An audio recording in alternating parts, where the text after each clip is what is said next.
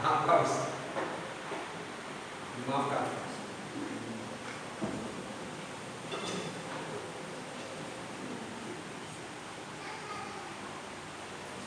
Inilah dia. Inilah nanti yang kita mau rapatkan satu. Supaya kita semua bergerak cepat. Sebab kalau kita bergerak lambat, yang kita takutkan kita bisa bagaikan istri Lot menjadi janggalan.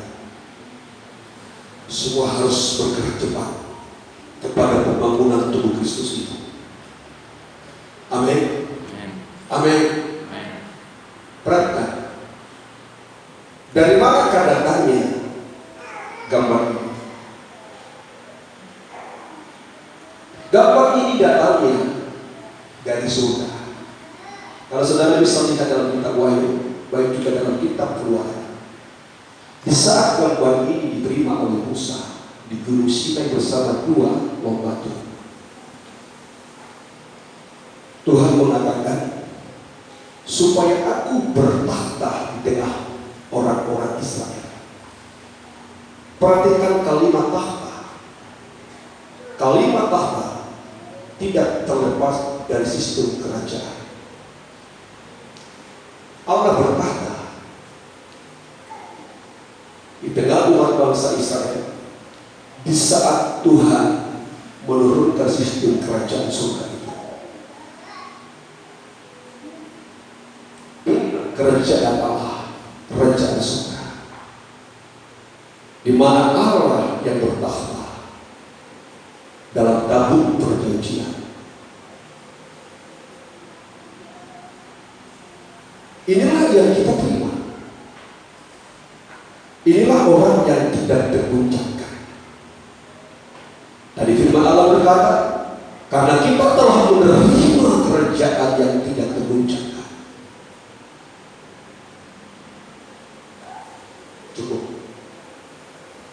Nanti kita bahas luas. Jadi pengajaran kalau nanti bicara tentang kerajaan Allah. Maka kalau ada gereja tidak memahami pengajaran tabernakel, saya tidak yakin dia tahu tentang kerajaan Allah. Tidak ada yang lagi diturunkan oleh Allah. Kalau kita berpikir sebenarnya, apa sih yang diturunkan oleh Allah? Satu, dua lembaga. Dua, sekarang tabernakel tadi. Ketika Yesus yang adalah tabernakel sejati, yang ketiga terakhir Paulus, itu yang berasal dari surga. Semua membawa sistem kerajaan Allah. Nah, disitulah kita bersyukur kepada Allah di saat kita dipertemukan dalam pengajaran tabernakel. Sebab apa? Sebab kita tahu bagaimana kita hidup di dalam apa? Pemerintahan kerajaan Allah. Kita terima kerajaan Allah itu dalam kehidupan kita. Itu yang menjadikan kita menjadi manusia yang tidak terguncangkan. Maka di saat Ibrahim tadi mengatakan supaya kita menjadi orang yang tidak terguncangkan, kita harus menerima kerajaan Allah itu. Bagaimana kita dapat menerima kerajaan Allah kalau kita tidak paham pengajaran tabernakel itu? Tetapi di saat pengajaran tabernakel ini kita temukan, kita melihat suasana kerajaan Allah yang begitu mulia, di mana Allah memerintah, di mana Allah berhadirat, di mana Allah bertahta di atas tabut perjanjian. Itulah membuktikan Allah sedang menaruhkan kerajaannya di tengah bumi ini. Maka saya dan saudara bersyukur di saat kita temukan pengajaran yang mulia, pengajaran tabernakel itu. Nah, yang kedua sebenarnya yang dikasih oleh Tuhan, karena kita telah menerima kerajaan yang tidak terguncangkan, terus kan marilah kita, terus kan ya, marilah kita mengucap syukur. Marilah kita mengucapkan syukur. Maka saya mengatakan di saat kita telah menerima kerajaan Allah dalam sistem pengajaran ajaran tabernakel ini, kita harus tahu syukur. Sebab kita menerima suatu kerajaan yang begitu agung. Langsung aja. Kita perlu bicara dulu.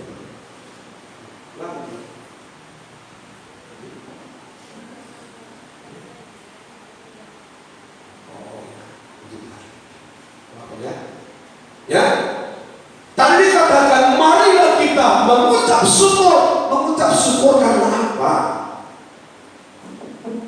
Maka saya mengatakan kita harus kembali koreksi ucapan syukur kita.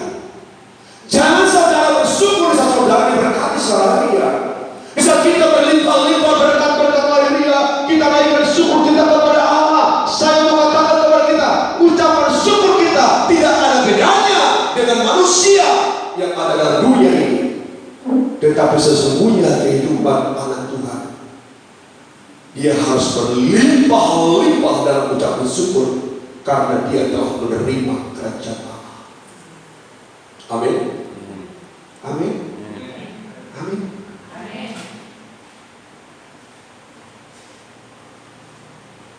Rasul Paulus, saya yakin Rasul Paulus menulis sebenarnya, karena kita telah menerima kerajaan Allah, marilah kita mengucap syukur kita. Kita harus berlimpah-limpah syukur saat kita dengar pelajaran ini. Jangan sampai ajaran yang kita terima seakan-akan tidak ada dampak, tidak ada faedah dalam kehidupan kita, sehingga kita tidak tahu bersyukur. Tetapi saat berkat lahirnya itu datang, satu kereta motor datang, oh Tuhan terima kasih, berkat berlimpah-limpah. Tambah harta, tambah rumah, tambah ini, tambah usaha. Seringkali kita terlalu banyak bersyukur akan hal itu. Tapi adakah kita bersyukur di saat kita telah menerima kerajaan yang tidak terguncangkan itu? Adakah kita datang kepada Allah, berkata kepada Tuhan, aku bersyukur Tuhan, bisa engkau menyatakan kerajaanmu dalam kehidupanmu. Aku bersyukur kepada Tuhan. Adakah hari-hariku, adakah hari-hariku bersyukur kepada Allah di saat firman Allah terbuka, di saat kerajaan Allah dinyatakan dalam kehidupan kita? Di mana ucapan syukur kita hari ini? Kalau kita melihat membaca surat Ibrani, karena kita telah menerima kerajaan Allah yang tidak terguncangkan, marilah kita bersyukur kepada Allah. Belajarlah bersyukur hari ini karena Tuhan. Amin. Sekali lagi saya katakan, saudara yang dikasih oleh Tuhan, belajarlah bersyukur karena kita mengenal pengajaran mempelai dalam terang tabernakel ini. Jangan terlalu banyak bersyukur dengan hal-hal yang fana itu. Di saat orang mendapatkan sesuatu, limpahnya bersyukur kepada Allah. Di saat kita menerima sesuatu dan secara lahiriah kesempatan kita bersyukur berlimpah kepada Allah. Saya katakan kepada kita sekalian, syukuran kita tidak beda dengan syukuran orang-orang fasik. Bersyukurlah kehidupanmu, bersyukurlah kehidupan kita di saat kita telah menerima kerajaan Allah yang tidak terguncangkan. Amin. Kedua, apa yang dikatakan dalam Ibrani tadi, bersyukurlah. Kedua, sikap bagaimana kita menghargai kerajaan Allah yang tidak terguncangkan. Terus kan baca terusnya, dan beribadah kepada Allah, dan beribadah kepada Allah. Terus kan, ya, menurut cara yang berkenan kepada. Nah, sekarang kita melihat perkataan yang dikatakan oleh kebenaran firman Allah, beribadah kepada Allah menurut cara yang dikehendaki oleh Allah, menurut cara pribadi Allah, bukan cara manusia. Banyak orang hari-hari ini beribadah pada Tuhan hanya menurut cara manusia. Tidak sedikit kehidupan kehidupan manusia hari-hari ini beribadah kepada Tuhan hanya untuk cara-cara manusia, hanya ingin menyenangkan perasaan manusia ini. Perhatikan cara beribadah yang berkenan di hadapan Allah. Ibadah-ibadah inilah yang membuat kehidupan kita tidak akan terguncangkan. Ada ibadah pertama kita membuat jiwa semakin teguh, kuat oleh kuasa firman Allah. Ibadah minggu semacam ini membuat tubuh kita ini semakin dibaharui hari demi hari. Ibadah penyembahan kita akan memperbaharui roh kita menjadi satu roh yang tetap kuat menghadapi tantangan-rintangan hidup sampai satu saat kita menjadi roh yang sama seperti Allah. Beribadah menurut cara yang berkenan kepada Allah. Jangan tertarik dengan cara ibadah manusia. Jangan tertarik dalam ibadah sistem dunia. Rasul Paulus berkata, semua itu hanya topik belaka. Walaupun ibadah mereka seperti malaikat, tetapi semua itu tidak akan pernah berkenan di hati Tuhan. Kita harus berjuang di dalam ibadah sistem kerajaan Allah. Tidak ada sistem yang diturunkan oleh Allah. Bagaimana cara manusia beribadah kepada Allah? Hanya satu sistem yang pernah diturunkan Allah lewat Musa di Gunung Sinai. Di saat dia terima gambar tabernakel ini menjadi tatanan ibadah gereja Tuhan. Apa kata orang selesai? Tapi firman berkata yang lain.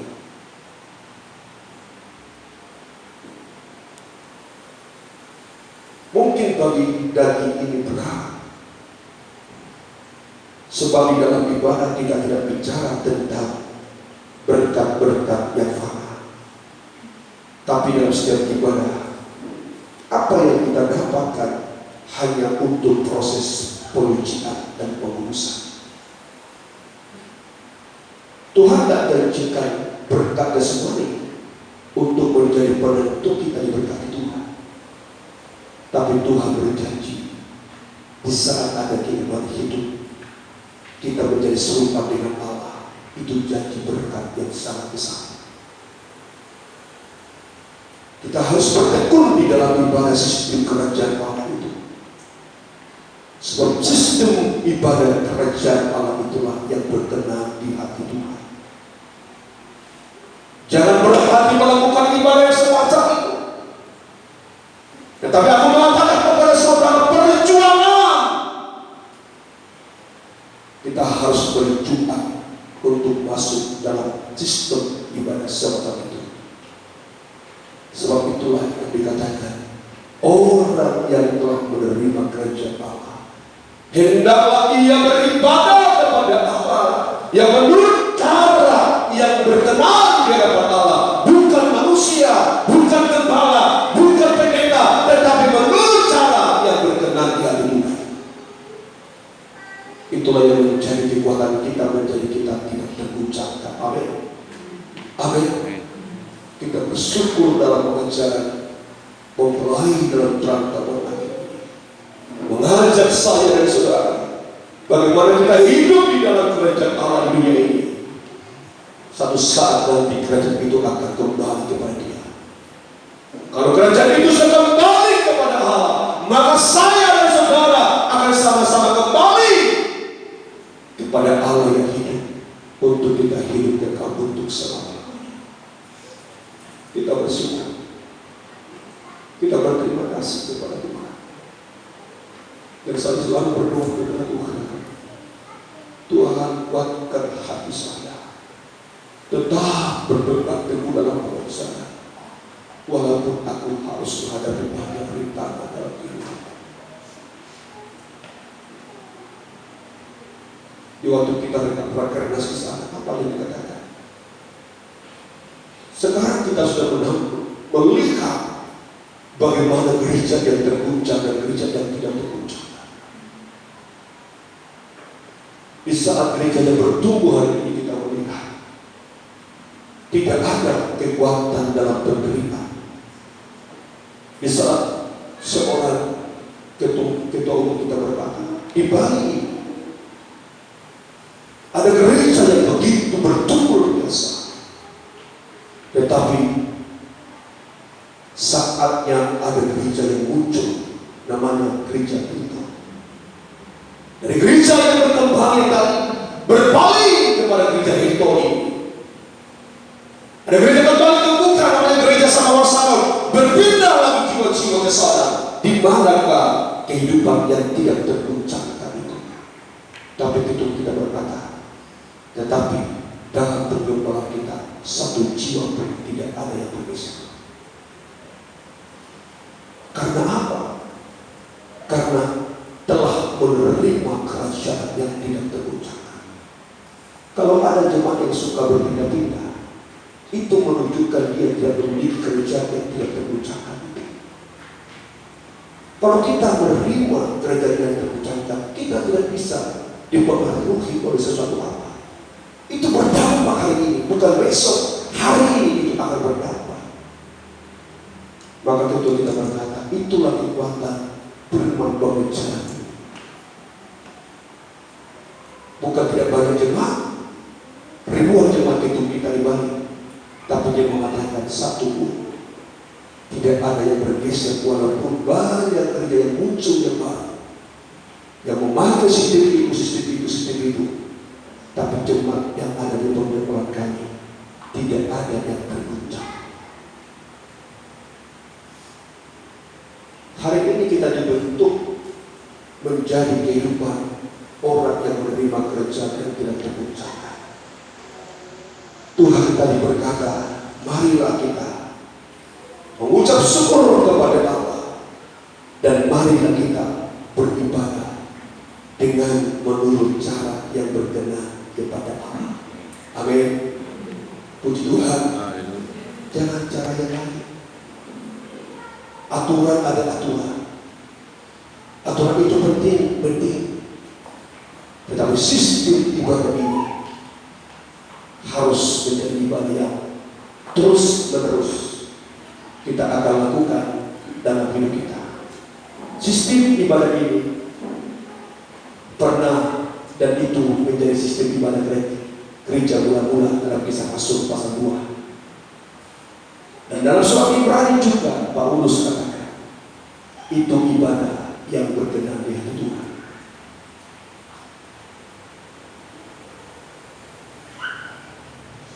Bukan hanya merupakan aturan organisasi, tetapi 3 pokok ibadah dalam pengajaran. Itulah ibadah-ibadah kerajaan berkenan di hati Tuhan. Amin. Berkenan di hati Tuhan. Demikian firman Tuhan hari ini. Sebelum minggu depan kita lanjutkan kembali bagaimana kita menjadi orang yang tidak terguncangkan itu. Sesi pertama ini biarlah menjadi berkat bagi saya dan saudara. Kita diwakilkan oleh Tuhan dalam Roh Kudus-Nya. Tetap berpegang teguh dalam pengajaran yang mulia, mengajar mempelai dalam terang-terang ini.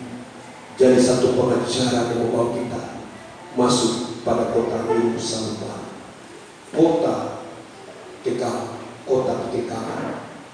Di sana tidak ada tangisan, ratapan air mata. Kita bersyukur kepada Tuhan. Kita dapat pengajaran yang begitu mulia. Kita akan tutupkan kita. Kita akan datang kepada Tuhan, katakan kepada Dia, pujian dan syukurku bagi Tuhan.